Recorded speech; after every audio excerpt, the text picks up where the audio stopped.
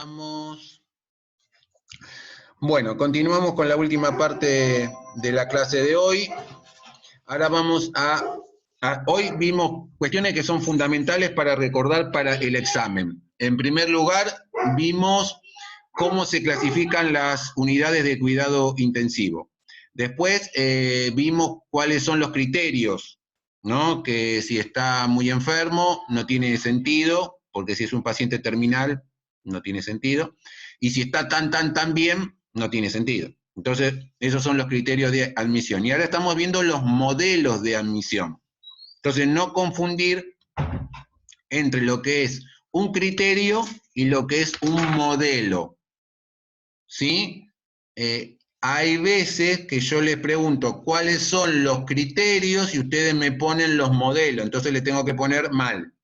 Y hay veces que le pregunto cuáles son los modelos y otra vez la misma historia. Entonces, criterios son cuestiones que uno tiene un juicio de valor sobre una situación que amerita una respuesta, ¿no? Y un modelo es algo mucho más estructurado, mucho más pensado, que responde a una lógica de trabajo, ¿sí? En lo cual uno tiene que tenerla en cuenta para ajustarse a ese modelo. ¿Está claro? Entonces, una cosa son los criterios para admitir a los padecientes a la UCI y otra cosa son los modelos para admitir a los pacientes a la UCI. Nosotros, en cuanto a modelos en el mundo, hay tres. ¿Sí? Hay compañeros que quieren entrar, dice si los admiten. Ay, qué gente que siempre llega tarde, che. No tengo ninguno acá en lista de espera. Pidan entrar. Toquen timbre y le doy a aceptar. Bien. Entonces, el primer modelo que vamos a ver se llama modelo de priorización. Quiere decir que prioriza algo. ¿Sí? Ya estoy, profe, dice. Ya llegó Milagros. Fue un milagro que entrara. Bien.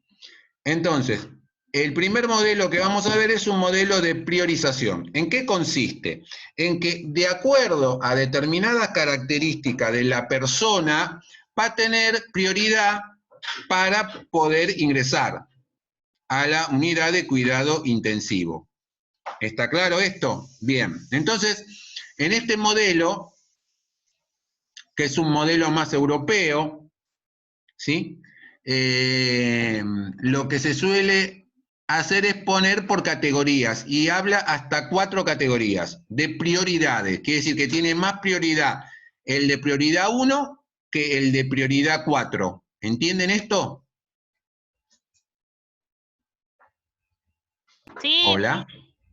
Genial, porque no siempre todas las escalas se hacen con la misma magnitud digamos, en cuanto al criterio. Esta es una escala descendente, ¿sí? A medida que vos vas descendiendo en la escala, tenés menos posibilidades de poder ingresar. Bien, en la primera prioridad son pacientes inestables, con necesidades de monitoreo y de tratamiento intensivo, que era lo que yo les comentaba con la característica que tiene el short room. Digamos, vos en la guardia tenés mucha gente que va a la guardia, pero al short room lo haces ingresar aquel que en el triage te está dando una situación de código naranja, de código rojo, ¿sí? Y el código amarillo lo llevas a la sala de observación, pero todo lo que urge o todo lo que emerge lo metés en el short room, ¿sí?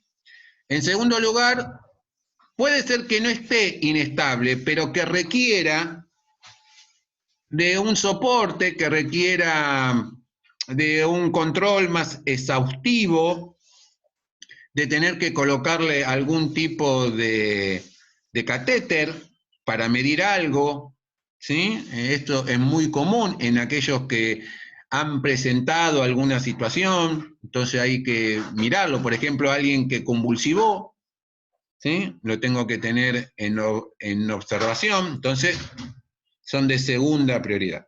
Después están los de tercera, que son pacientes que por ahí van a recibir algún tipo de tratamiento muy abreviado, que necesitas colocar alguna situación en particular, algún dispositivo, ¿sí? Alguna medicación, que esa medicación es mejor observarla durante un tiempo. Y por último, de los últimos, en prioridad 4, son aquellas situaciones que se las consideran no apropiados, ¿no? Que en esa categoría estarían los que tienen enfermedades terminales, por ejemplo. Hay veces que se malinterpreta, ¿sí?, el uso de la unidad coronaria y desgraciadamente se terminan convirtiendo en unidades de cuidado paliativo. Y no fue creada para eso, ¿sí? Bien, ¿está claro este modelo de priorización? Sí, entendemos. De todas maneras, el modelo de priorización va a depender también de qué clasificación se esté usando en el lugar que estemos trabajando, ¿no? ¿O esto es estandarizado para todos? Buena pregunta. El modelo, cuando se crea una UCI, una de las tantas cosas que tienen que decidir es cuál va a ser el modelo para admitir a los que padecen. Quiere decir que en el lugar donde el médico trabaja, que es quien recibe, quien decide, quien ingresa, las autoridades, la jefatura de la UCI, le va a decir, mira, acá trabajamos con este modelo. ¿Sí? No es algo que cambie todos los días, sino es una situación en donde muchas veces sucede, y son peleas entre los médicos, que por ahí ingresó alguien que no correspondía ingresar, que no correspondía. ¿Entendés esto? Digamos, es una decisión médica, pero quien elige el modelo es la institución. Entonces, entiendo que no cambia todos los días, pero es como está diciendo, es por institución, o sea, cada vez que se plantea una UCI de cero, se decide qué modelo de priorización se va a utilizar y de ahí para adelante. ¿Qué modelo de admisión? El de priorización es un tipo de modelo. ¿Sí? Sí, entiendo. Entonces, y conjuntamente con la dirección del hospital, llevan este tema, digamos, adelante, pero todo el personal debe conocer, sobre todo quienes gestionan y quienes trabajan en él, ¿no es cierto?, cuáles son las decisiones. Por ejemplo, yo trabajé muchos años de noche. Me llaman de noche. Lo que, digamos, comúnmente el médico está durmiendo. Entonces, si me llaman de otra terapia o de otro lugar, diciéndome, tengo un paciente así, le digo, no, mira, esta terapia solamente, en nuestro caso, ¿no?, en la terapia donde yo trabajaba, en donde trabajé más años, recibíamos solamente portadores de VIH. La condición para poder entrar era que tenía que tener un diagnóstico de una determinada patología. Si no tenía esa condición, en esa terapia no entraba. Y así puede haber otros modelos que priorizan otras cuestiones, otros que se manejan con otros modelos. El que yo tenía era un modelo por diagnóstico. Este es un modelo por priorización. Quiere decir que esas son decisiones que se toman a nivel de gestión y se mantienen. Ahora vos, así como te digo que esto se decide cuando se crea el servicio, también esto con el tiempo puede cambiar y en algún momento las autoridades pueden decidir cambiar el modelo de admisión. Estos son modelos de admisión. ¿Sí? Bien, entonces el de priorización quedó claro. Muy bien. Ahora vamos a pasar al siguiente modelo entonces, que es un poco más usado, es el más usado en nuestro país. Tan usado es que... sí, tan usado es que los nombres de las UCI llevan el nombre justamente de los diagnósticos muchas veces. Unidad coronaria, significa que ve afecciones que tienen que ver con lo cardiológico, ¿sí? Quiere decir que ahí no va a entrar un politrauma. Vos tenés que tener una condición determinada para recibir a esas personas.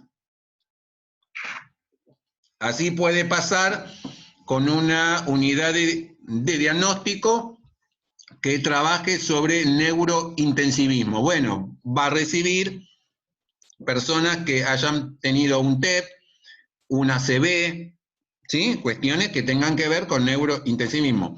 Este modelo está más centrado en las patologías. Eso no quiere decir que en esa unidad, si entras por un problema coronario, no te puedan dar un tratamiento si te complejizás en la cuestión respiratoria. Pero la patología de base tiene que estar centrada en la cuestión del diagnóstico. En el caso que yo les comentaba antes, nosotros teníamos un diagnóstico infeccioso, específico. ¿Sí? También podríamos recibir a alguien, teníamos otra terapia que después trabajé, en donde no recibían pacientes portadores del virus, sino que recibían pacientes con gangrena, tétano, meningitis. ¿Entienden esto? Digamos, tenían que tener ciertos diagnósticos, quiere decir que para ingresar a esta UCI, las personas ya tienen que tener un diagnóstico.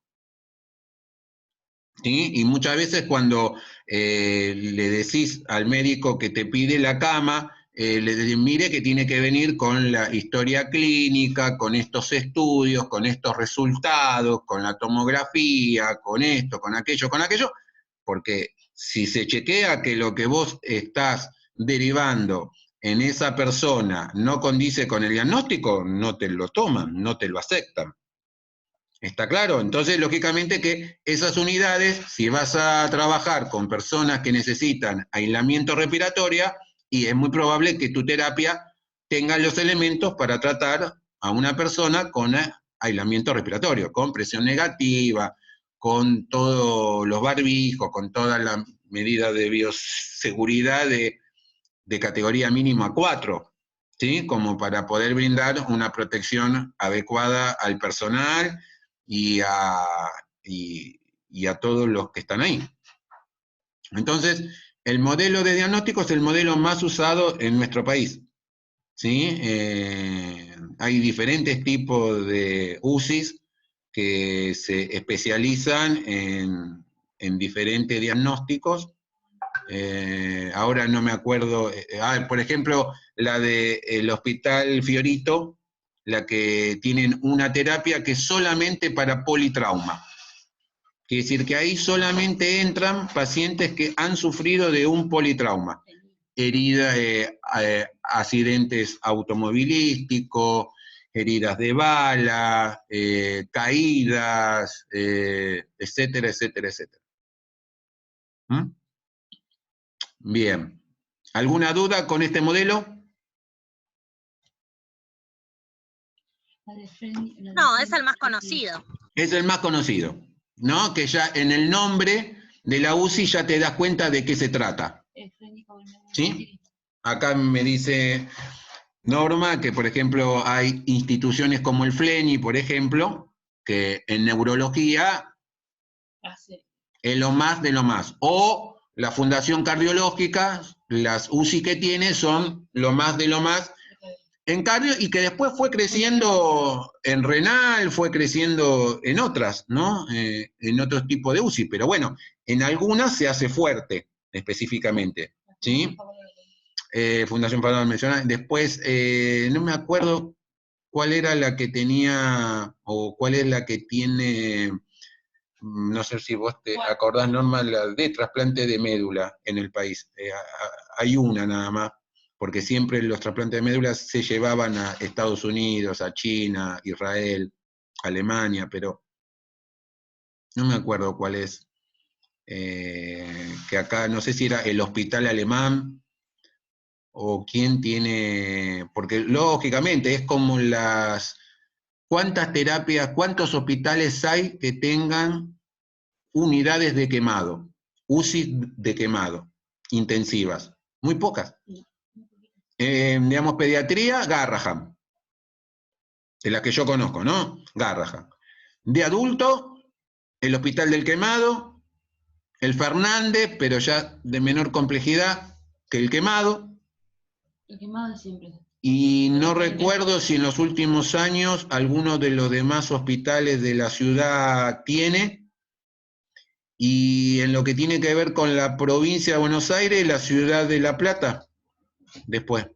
Porque en la región sexta, que es la que nosotros vamos con ustedes, el Fiorito no tiene, el Perón no tiene, no sé el Gandulfo si tiene unidad de cuidado de quemado, específicamente quemado solo, que yo sepa no, el Oñatibia menos, mi pueblo tampoco, quiere decir que, bueno, y el Cruce, que no sé si tiene específicamente quemado. Tendría que preguntarle a los estudiantes que ya se han recibido y que trabajan ahí, si la cuestión de quemado, creo que me han dicho que sí, pero no estoy seguro. Bien, entonces bueno, hay áreas que son muy específicas y que tienen que ver con el diagnóstico de base. Y en base a eso se desarrolla toda la especialidad, ¿no? Y la complementación de las técnicas y de los cuidados que se brinda. Bien, en esta no creo que tengan problema, es la que más les gusta hablar cuando les pido que desarrollen una. Y por última... en el caso de que haya un... ¿Me escucha? No, se cortó. Se cortó. En el caso de que yo tenga un paciente que lo tendría que derivar a una unidad de terapia intensiva específica como el quemado, ¿dónde lo pongo entre tanto? Genial, eso es lo que dice la SATI, de que las unidades de nivel 1 son las que sostienen la contingencia, puede ser el showroom también. Esa es una decisión de criterio, muchas veces es una gran discusión y pelea entre el emergentólogo y el terapista, porque recordar lo que te dije con la cuestión de el showroom. El showroom tiene que trabajar a cama caliente, soluciona, estabiliza y tiene que trasladar. Si vos tenés ocupado ese espacio, no puede ingresar otro, porque no son muy grandes, no tenés. Entonces, muchas veces pelean con el terapista y dicen, che, mirá, me dijeron que me lo van a recibir de tal lado, pero me lo va a recibir recién dentro de 10 horas o 8 horas, porque tengo que esperar el traslado aéreo, o la ambulancia, o esto, o lo otro, o aquello. Y el terapista le dice, no me lo suba. Y ahí es la discusión, porque lógicamente, cada una tiene su rol, tiene su fin, pero las que comúnmente siempre sostienen esta cuestión que vos mencionás, Juan, las UCI de primer nivel, que son esas que de alguna manera son polivalentes, abarcan mucho, pero aprietan poco, en el sentido de poder resolver, pero son los que bancan la situación hasta tanto se lo deriva en tiempo y forma. Muchas personas mueren por esto. Mueren Claro, por claro. falta de coordinación. Ojalá que la pandemia deje un plan director integrando todas las UCI del sistema público, privado y de obra social. Porque hay veces que el sanatorio de enfrente tiene una capacidad ociosa que te puede recibir a esa persona y después vemos cómo le pagamos. Si lo que sobra es plata, plata hay, sobra. El tema es lo que no hay es lucidez para integrar las cosas y sacar a las personas de la necesidad de necesitar de un servicio que es escaso y que tenés que actuar rápido. Entonces muchas personas desgraciadamente se pierden su oportunidad por esto que vos mencionás. Bien. También se vulnera el derecho a la salud, por supuesto, con esto. No, bueno, sí, eso. Bueno, ojalá que como sociedad inteligente que queremos ser, después de la pandemia discutamos cuánto ponemos en salud, cuánto ponemos en educación, cuánto ponemos en tantas cuestiones que tienen que ver con el cuidado de todos. De los 3 modelos que nosotros vemos ahora y que terminamos la clase con esto, el que menos se usa en nuestro país, porque los 2 primeros, el que más se usa es el de diagnóstico, el de prioridades un poco menos, mucho menos, pero el que casi no se usa, casi nada, muy poco, salvo en la ultra especialización, es el modelo por parámetros objetivos, que por ahí es un poquito el que más les cuesta desarrollar o el que más les cuesta poder comprender. ¿Cómo es esto? Bueno, hay terapias, ¿sí?, que se especializan mucho en poder medir parámetros de soporte, parámetros fisiológicos, todas cuestiones cuantitativas, porque tienen equipamiento de alta calidad que te pueden medir las cosas por milímetro, por centímetro, que te puede dar una información muy exacta sobre la función respiratoria, cardíaca, metabólica, neurológica, ta, ta, ta, ta, ta, ta, ta, ta. Ahora, son muy pocas, lógicamente. Entonces, ¿qué deciden ellos? Bueno, mira, vos me querés mandar a alguien, bueno, pero para que yo lo pueda recibir, esto por ahí lo van a entender más cuando veamos protocolos, porque estas unidades se manejan por protocolos. Entonces, cuando veamos protocolos, van a ver las variables que ustedes se tienen que aprender, que son las que de alguna manera miden la gravedad cuando están muy alteradas.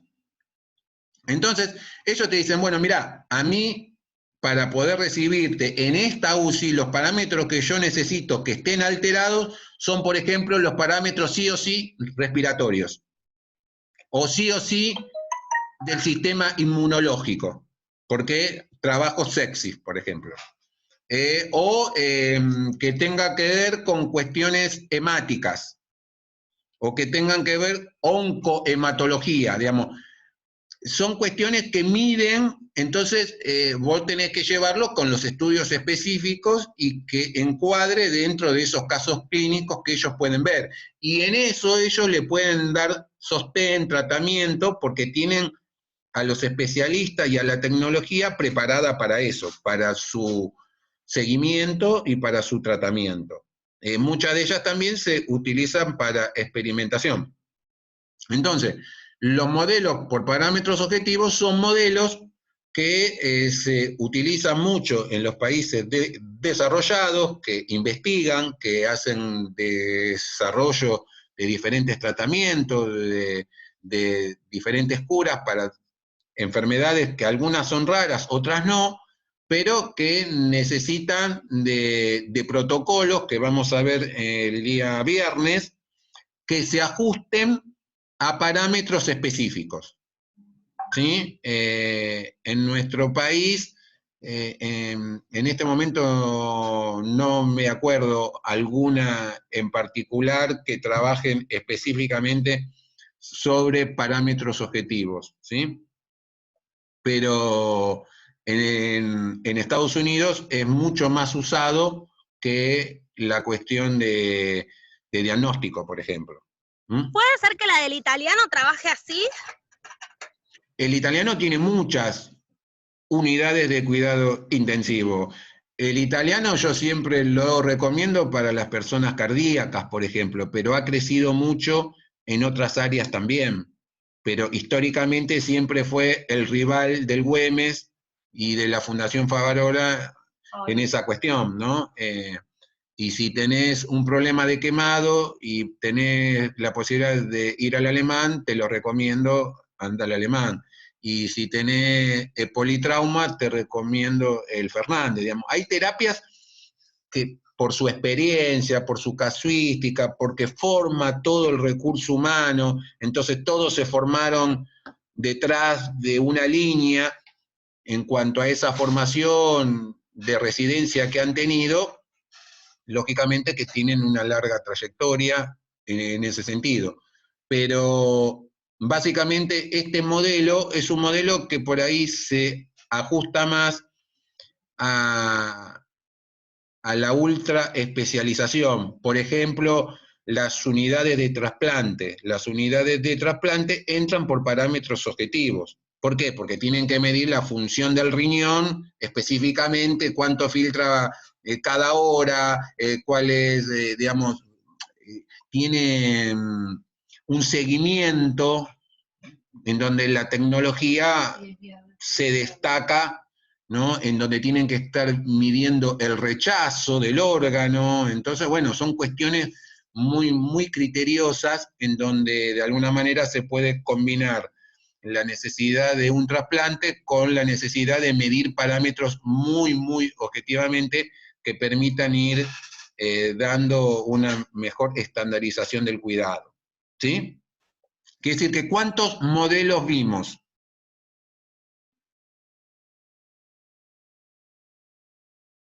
¿Escucho? Tres. Tres. ¿Cuántos criterios vimos? 2. Muy bien. Entonces no se confundan, por favor, a la hora del examen. Lo que es un criterio con lo que es un modelo. ¿Está claro? Por favor, para los que no estuvieron en la clase, que lo lean y que lo pregunten. Es una lástima perder puntos por algo tan sencillo, porque sé que lo saben, pero se confunden. ¿Sí? Como pasa también con la categorización de las unidades de cuidado intensivo. Son preguntas fáciles para poder responder, que no son tan complejos desde lo fisiológico. Sí. Le pregunto, entonces, modelos 3, esos que vimos, que acaba de escribir, y criterios con refiere a esos dos, era que una persona que no necesite ese tipo de cuidado y la pongan igual, y una persona que esté muy grave y necesite paliativos, o esté a punto de morir y ya no haya más nada que hacer. ¿Esos eran los dos criterios? El que está muy bien, que no se beneficia, y el que está muy mal, que no se beneficia. Sí, señora. ¿Qué necesitas? Ah, ok, gracias. ¿Está? Entonces, si yo te pido, dame un ejemplo de modelo, me das un ejemplo. Si te pido, dame un ejemplo de criterio, me das un ejemplo de criterio. ¿Sí? Sí, ¿Te profe, queda claro? gracias. Bien. Perfecto. Más o menos el 30% de las preguntas de la unidad 1 se las tienen que ganar de taquito para aprobar el examen, porque las preguntas más complejas van a ser de la unidad 2 y de la unidad 3. Entonces la unidad 1 les tiene que dar ya la posibilidad de poder regular. Le falta el protocolo, ¿no? El examen. Protocolo viene en la otra parte, que ahí sí es un poquito más complejo porque son varios y bueno, ahí, pero después se los voy a explicar con ejercicios para que les resulte fácil y no les sea tan engorroso. Bien, vamos por lo último. ¿Hay preguntas? A ver. Acá. No. No, positivo. Pusieron pues 3 y 2, perfecto. Bien, entonces, algo que se trabaja y mucho, y que con Norma lo han charlado en algunas cuestiones, sobre todo lo extra hospitalario, son dos cuestiones que son claras dentro de la SUSI. ¿Cuándo dar el alta y cuándo trasladar a alguien?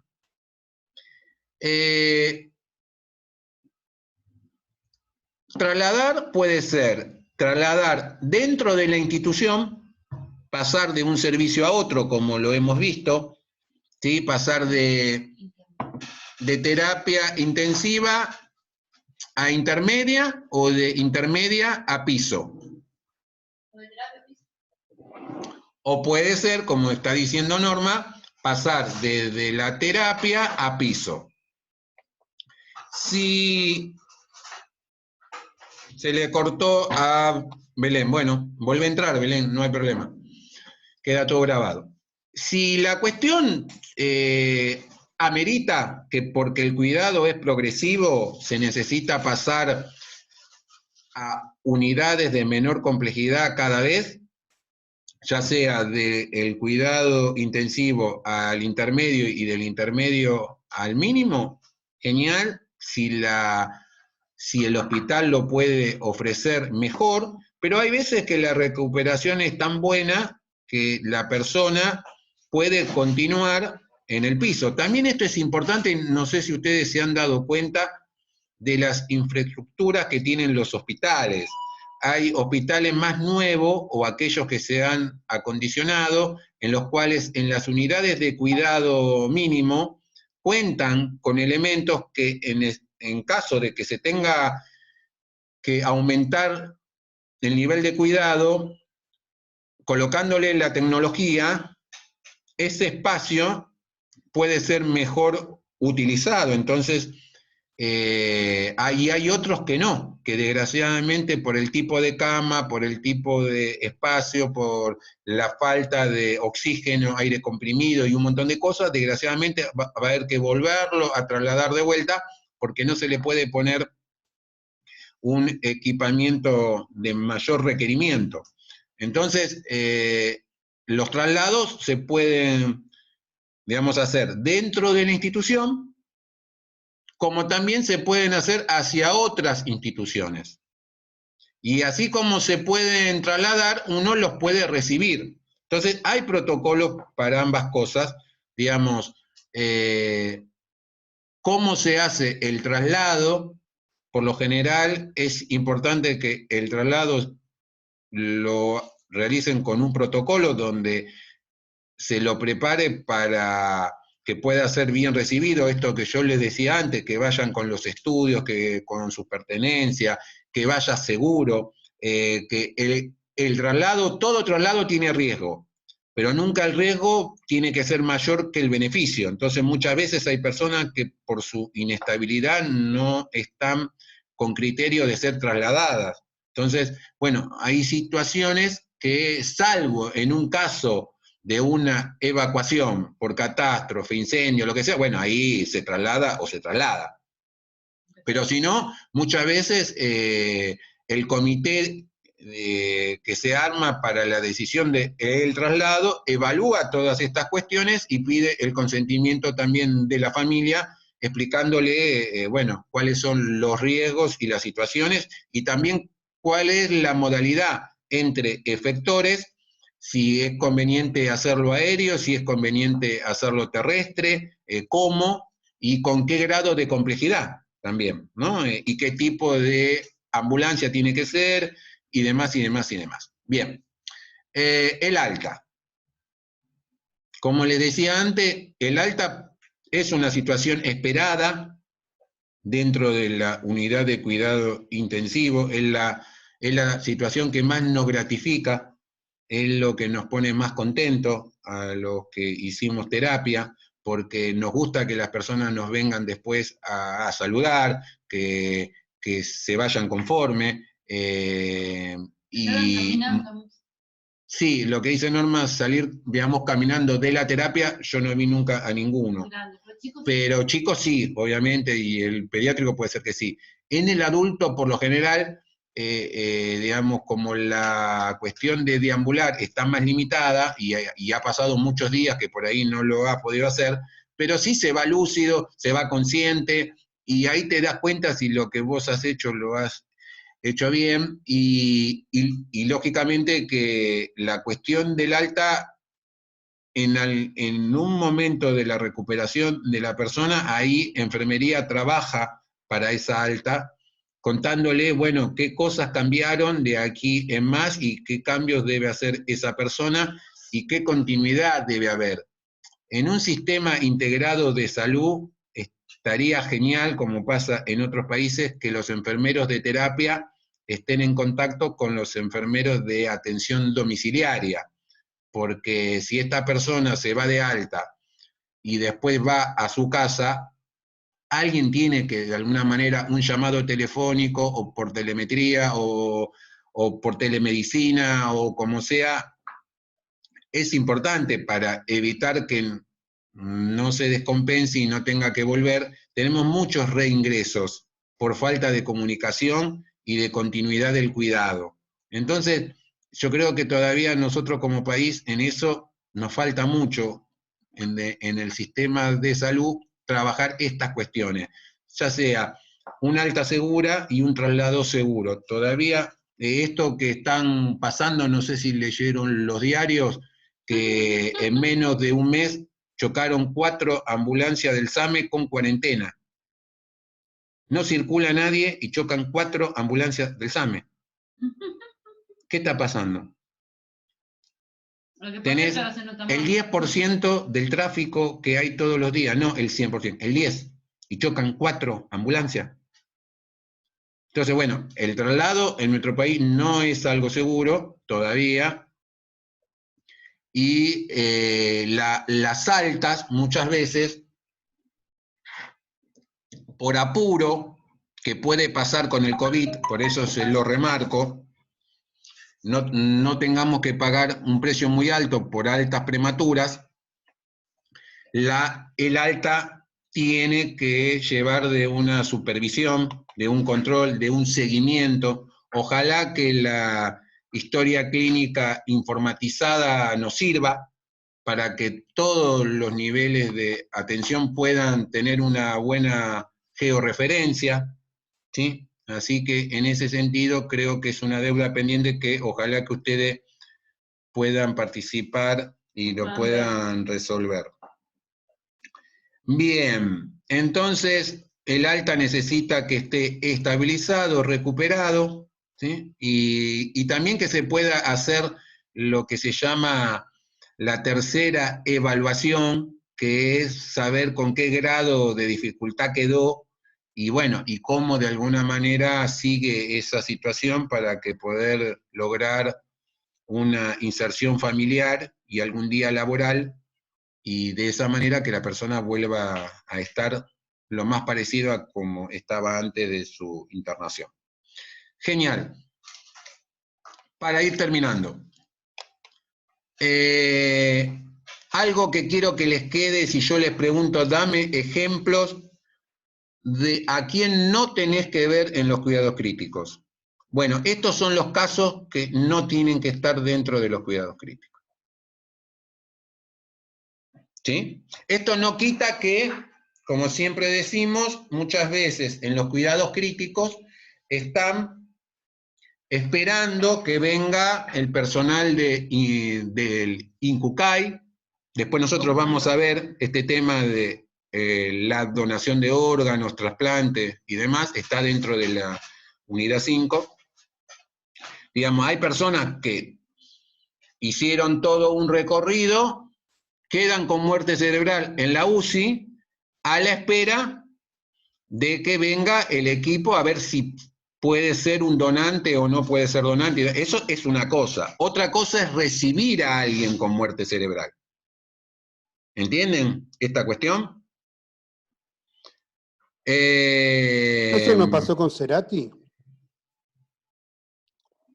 Mira, no recuerdo bien la cuestión de Cerati. Sé que estuvo muchos años en situación de coma.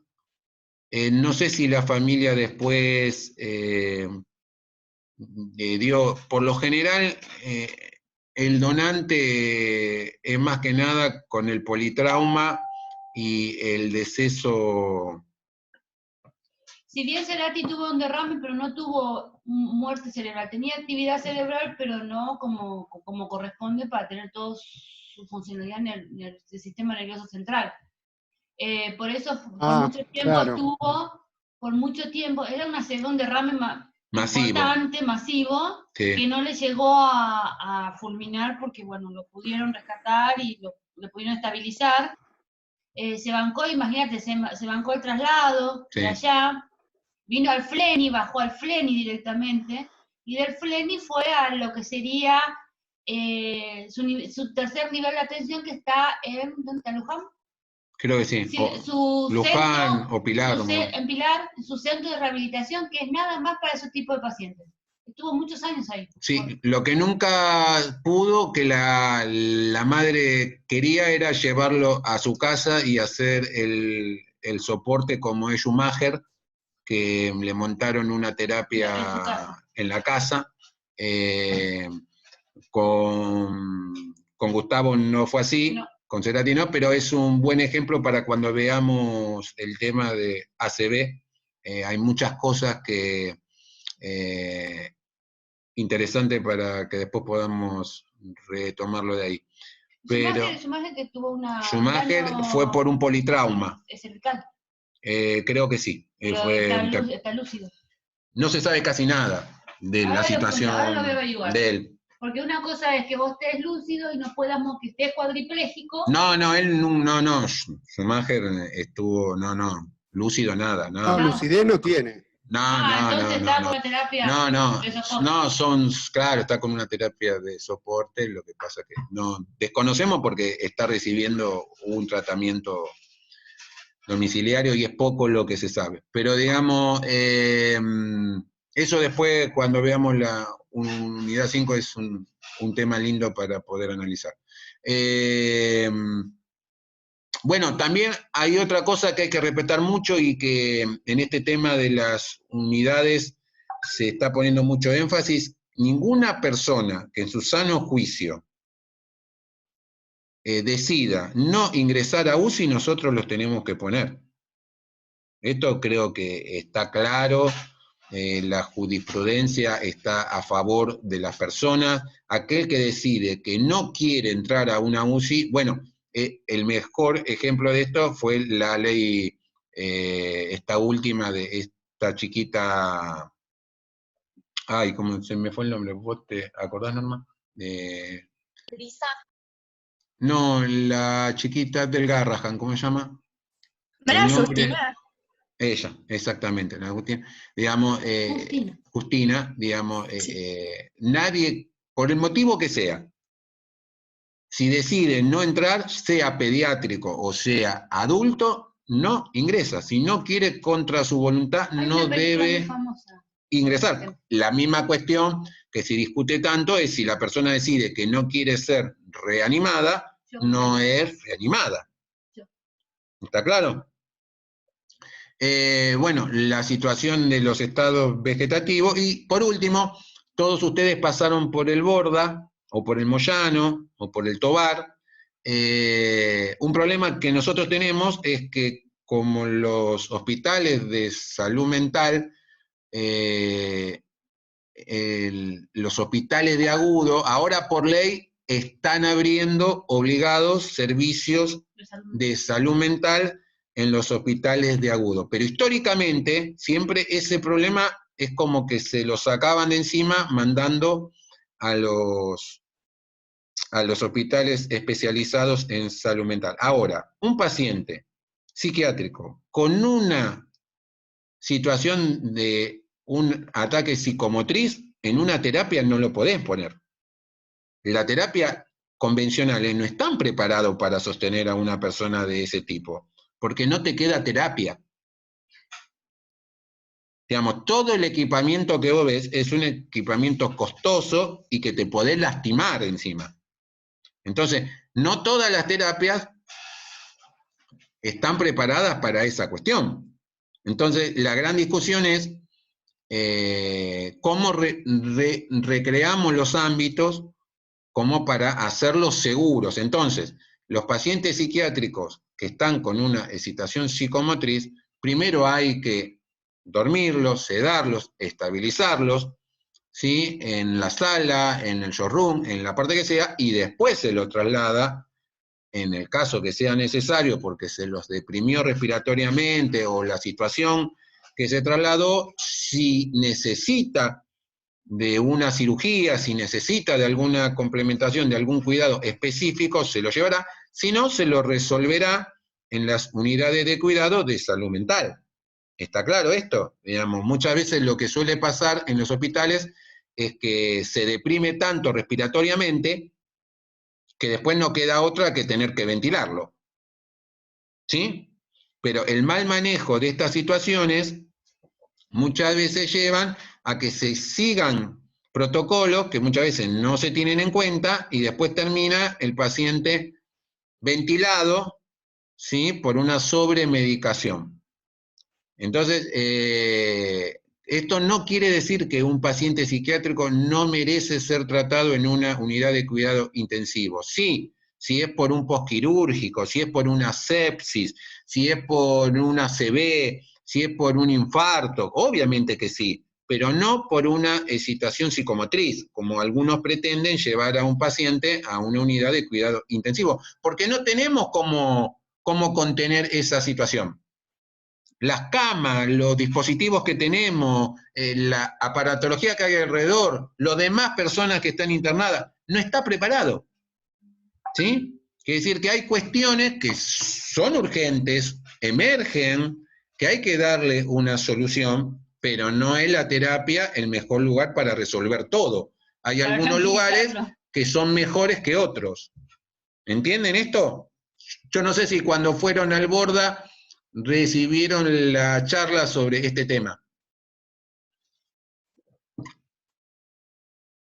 No, sabíamos de la creación de los hospitales de agudos de un sector de salud mental, pero no de las terapias intensivas no se habló. Ahora, mi pregunta es, solamente en el caso de que haya una agitación psicomotriz no puede ingresar a la UCI, pero sí si tuviese algún otro tipo de patología y está deprimido de alguna forma, sí se puede ingresar. Sí, sí, obvio. Por ejemplo, veamos, ¿no vieron excitación psicomotriz? Contención física y farmacológica. Sí, ¿no? sí, y psicológica. No es lo mismo hacer contención farmacológica, por ejemplo, a unos pacientes que están medicados de base, a aquel que no tiene ningún rastro de ningún tipo de fármaco encima, ¿sí? Claro, porque las dosis son diferentes. Vos le das una dosis y se calma, hasta por ahí no se deprime y respiratoriamente, y es por otra patología que se deprime respiratoriamente, ¿sí? En cambio, cuando vos te pasás, ¿vieron? Cuando dije te pasás de la dosis, muchas veces hay que sacarle todo y hay que dormirlo y hay que respirarlo. Ahí cuando ya está tranquilo, ¿sí? Recién sube a la terapia.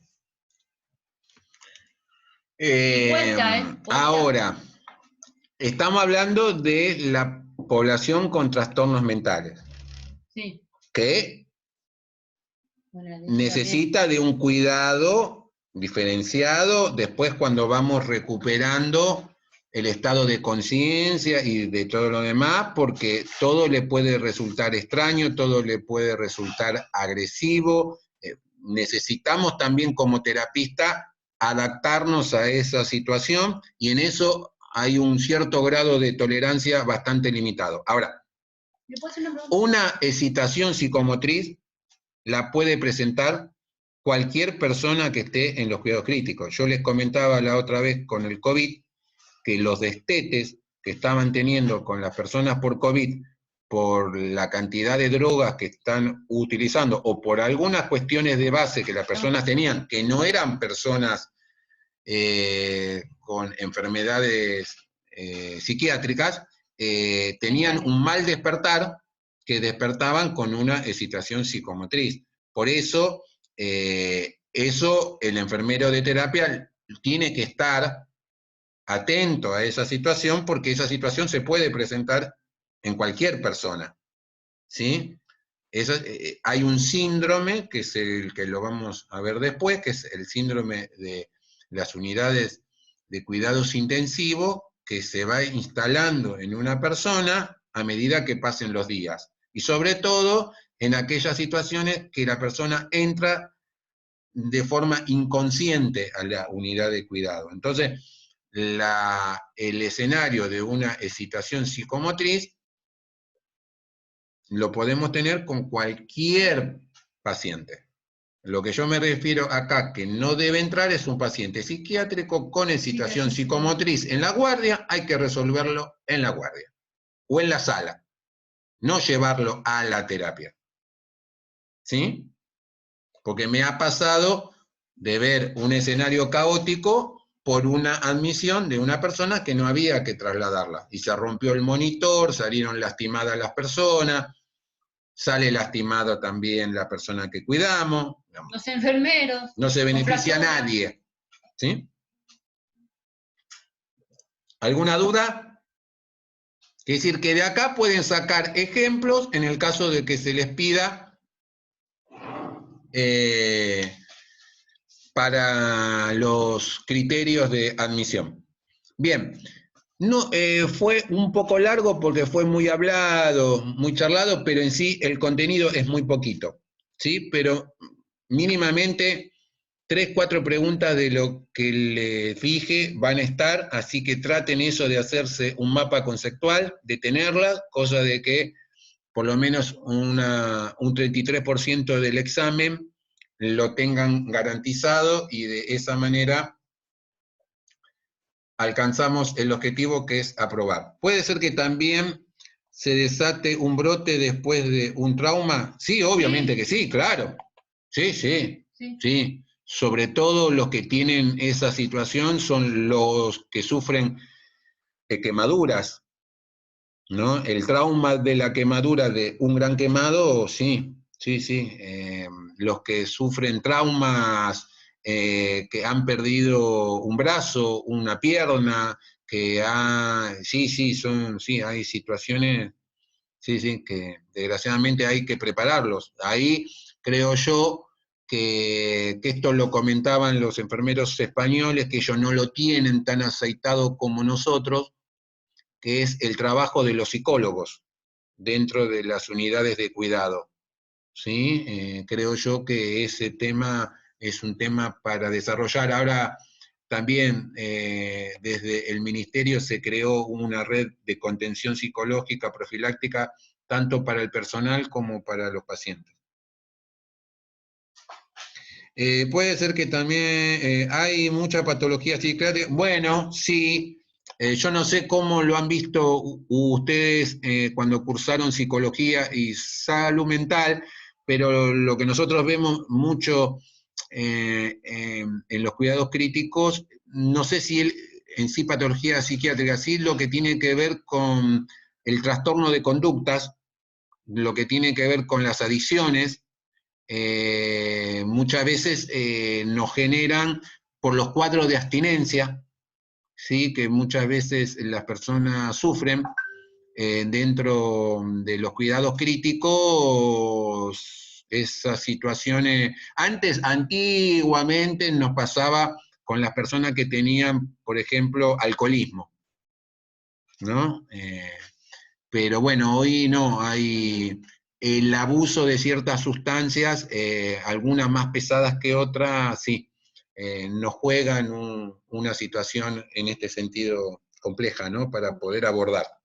Bien, son la 1, hemos cumplido con nuestra misión de tener un encuentro, de charlar sobre algunas cuestiones. El día viernes, si quieren ir leyendo, pueden leer sobre protocolos. Nosotros el día viernes vamos a hacer unos prácticos sobre el TIS, el Apache. No es una serie, sino son protocolos. El SOFA, el PIRO, ¿no? Son algunos de los protocolos básicos que se manejan en diferentes terapias. Yo tengo ganas de armar con ustedes, uno de los trabajos es armar un TIS orientado al COVID, así que por ahí después les voy a contar cómo voy a armar ese práctico, como para que nosotros desde la academia podamos generar algún instrumento que los que están en la trinchera hoy bancando la pandemia puedan tener un instrumento para gestionar mejor, para desarrollar mejor los cuidados, ¿no? Así que bueno, el día viernes a las 9. ¿Los protocolos? Sí, obviamente que sí. ¿El que dice clase 1B, el que dice protocolos del campus, el mismo? Sí, okay. Esa parte no va a tener grandes cambios. ¿Sí? Una preguntita. ¿Vieron lo que compartió, los protocolos del COVID? Los 2 videitos que mandó el WhatsApp. Sí, yo vi los protocolos, pero de RCP, de los que están en el campus, pero no vi el de COVID. No me parece que no lo O sea, no lo alcancé a leer. Ah, está bien. Después vamos a ir, cuando veamos el viernes, vamos a ver todo a tratar de ver cómo hoy los protocolos polivalentes, convencionales, van sufriendo modificaciones con la cuestión del COVID. ¿Cuáles son las recomendaciones que hoy están de alguna manera modificando el cuidado, las técnicas, ¿sí?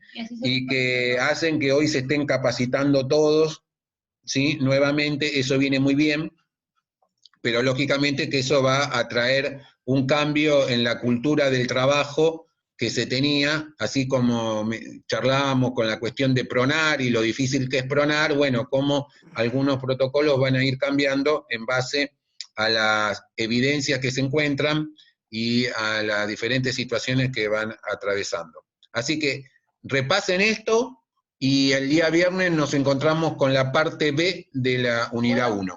Sí. Aquellos que ya corregí varios trabajos, los voy subiendo y los voy puntualizando ciertas cuestiones. Hay muchos que ya corregí y ahora estoy terminando con las correcciones de los trabajos prácticos y puntualizando ciertas cuestiones, ¿no? Para que aquellos que todavía no recibieron, estoy en eso. Estoy mandando de a poquito. Me voy a dedicar a eso. Para que aquellos que todavía no recibieron, tienen sus ajustes, algunos tienen que volverlo a hacer, ¿sí? Y otros, bueno, tienen ajustes mínimos, pequeños, y otros un poco más de especificidad, diría yo, ¿no? No tan complejo, más específico, más puntual, ¿sí? ¿Estamos? Para que ellos no se desesperen, que estoy en proceso. Bueno, tranquilos, digamos, la lógica que siempre tenemos es no los vamos a llenar de trabajo, los trabajos que van haciendo se van a ir corrigiendo y a medida que se corrigen van a surgir nuevos trabajos. Vieron que la única manera de poder tener su regularidad es por medio de los trabajos que podemos hacer y de estos espacios que tenemos para poder encontrarnos y charlar. Así que tranqui, sin estrés, cuídense mucho. ¿Sí? Otra cosita. Porque varios me preguntaron, el tema de los cálculos y todos los demás, a medida que vayan haciéndolo, muchos me lo mandaron como parece, o si no, después hacemos un cierre y repasamos en función a eso, ¿sí? Un Zoom especialmente para eso nada más, porque lleva su tiempo. Eso le iba a preguntar, profe, porque yo busqué en el Classroom para enviarlo, pero no tengo ningún lado donde me diga a tarea pendiente ni nada. No, ahora lo voy a abrir, porque no, en realidad no quise habilitar hasta que no termine con esto. Okay, termino con genial. Esto y abro el otro. Ah, bueno, genial. Bueno, nos vemos, que pasen buenos días, hasta luego, chau, chau. Chao. Chao. Chau, chau. Chao.